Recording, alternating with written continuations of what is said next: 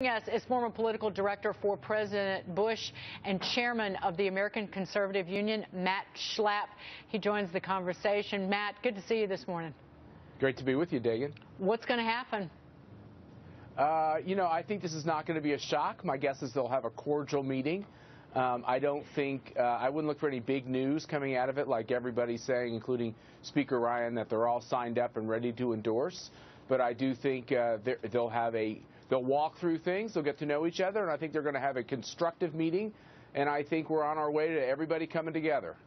Lee, yesterday I said that I am a connoisseur of reality television shows. And when you have a rift, when you have a fissure, be it a small one, you don't want to repair it too quickly, right? Because you don't keep the interest of the viewer. And you didn't want, this kind of went on for about a week. It wasn't that bad, but it kept people on the edge of their seats to see what happens, see what happens, see what happens. So you don't think Paul Ryan is for VP after this meeting today? No, I just think that there is some method to this. You have the dust up, and then you mend fences, and it brings everybody together and keeps people interested. I think you're right, but I also think that this is authentic. If everybody just said in one day, like, hey, we're all signed up, we love Donald Trump, we're endorsing him today, and there was no back and forth, there was no conversation, there was no, like, I'm not sure about, would anyone buy it? It would just seem like a bunch of kumbaya, and like the last year didn't happen. So the fact that people need to take some time, have some conversations, meet, and as Trump would say, have some negotiations, and we'll figure it all out, I think that plays right into a real authentic story. For sure, and I think Trump, though, is in the driver's seat here, because I think if Paul Ryan doesn't back him or really pushes back hard against him, I think that could rally more of the anti-establishment around Trump. And if he does come on board, you have the establishment rallying around him. So I think Trump has positioned himself here where it's a win-win for him, whatever comes out of today. Matt, does Donald Trump need these individuals who are longtime politicians, if you will?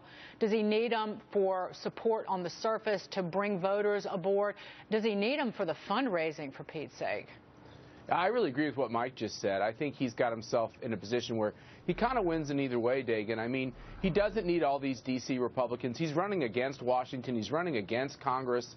He doesn't need all these people to support him. By the same token, he needs to demonstrate to Republicans across the country and to conservatives across the country that conservatives do support his candidacy by and large, that he gets most of them. If he ends up fighting with elected Republicans until November, that's really not going to hurt him. I think the key here is for Trump and for the Republican Party is to realize, they ought to come up with a plan by which Donald Trump has the ability to raise the resources to take on Hillary Clinton, and at the same time, Republicans in the House and in the Senate realize that there are some advantages to having an outsider as the nominee, and that they also feel comfortable that there's a plan for them to raise the resources and to work together to get there. So we're going to see if this can be put together. I'm confident it can, and I give Reince Priebus a lot of credit for using his personal relationship with Trump and his very close personal relationship with Paul Ryan to try to pull this all together. It's what a chairman should do, and he's doing a great job. He has done a very, very difficult dance, not just in the last few months, but really in the last year in terms of handling Donald Trump and all the other candidates. But speaking of two past Republican presidents, both Presidents Bush 41 and 43 say they are not going to endorse anyone in this election. Matt, what do you make of that? Are you surprised by that? Does it hurt Donald Trump? Well, I have a great reverence for the Bushes, for the Bush family. I worked for President Bush 43, so did my wife, Mercy. And, I think that he has decided to, by and large, exit the political stage. Obviously, his brother ran for president. That was a bit painful for everybody. But he's really exited the political stage. So I think that is the road that he's on. I really wish he would get more engaged politically, but this is a personal decision he's made. He felt like he served as president honorably, and it's time for him to move from the stage. And quite frankly, once again, for Donald Trump, it doesn't really help him to have every former elected and every current elected embrace him. He doesn't really necessarily need that. Incredibly gracious during President Obama's 2 terms in office. Oh, we should totally. point out. But on the other side, we have Mitt Romney, who goes on Facebook and has to criticize Donald Trump about not releasing his tax returns. I don't understand that. Can you make sense of it?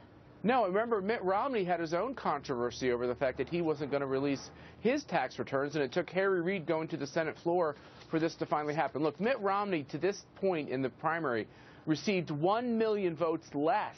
Right? This is May, right. And Trump has 1 million votes more than Romney got at the end of the process. Donald Trump is going to get more votes in this primary process than any Republican who's ever run for president.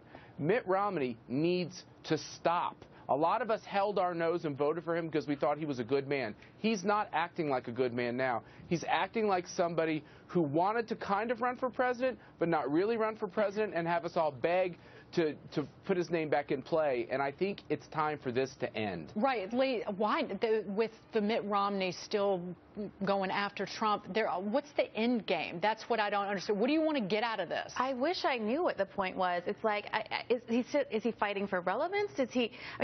Does he think that he might have, like, come in and soup in the convention, everybody's going to change their mind on Donald Trump all of a sudden? I can't, for the life of me, figure it out, but it just does not look good for him.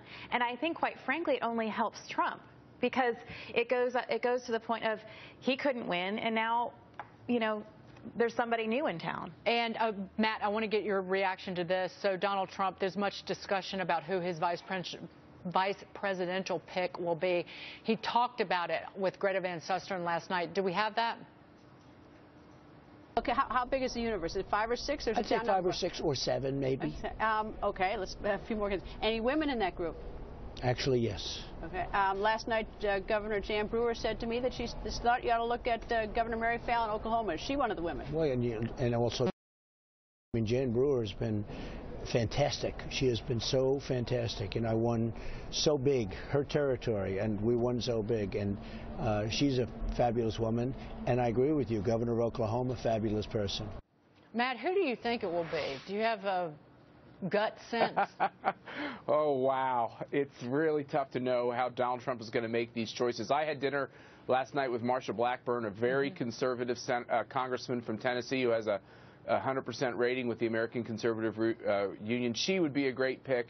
There are a lot of great options that he has. I will tell you this, Dagan, which is he has got to signal to conservatives that he's going to govern as a conservative. I believe he's going to. And I think this pick for vice president is crucial. Because he's an outsider and doesn't have a voting record, it's crucial that he explain to the voters the types of people he's going to surround himself with. So it's not just the vice president. Who are the types of people he's going to put in his cabinet? Who are the types of candidates he'd put on the court? Who would he pick to be in those important jobs like chief of staff? Because we've never seen him operate in government, I think it's critical for him to put these names out there and for those names to send a signal to conservatives that he's going to govern as a conservative. And it's not just people on TV who say that. People say that to me all the time privately who've never been involved in politics, but that's the one thing that they want to see. So, Matt, it was great to see you.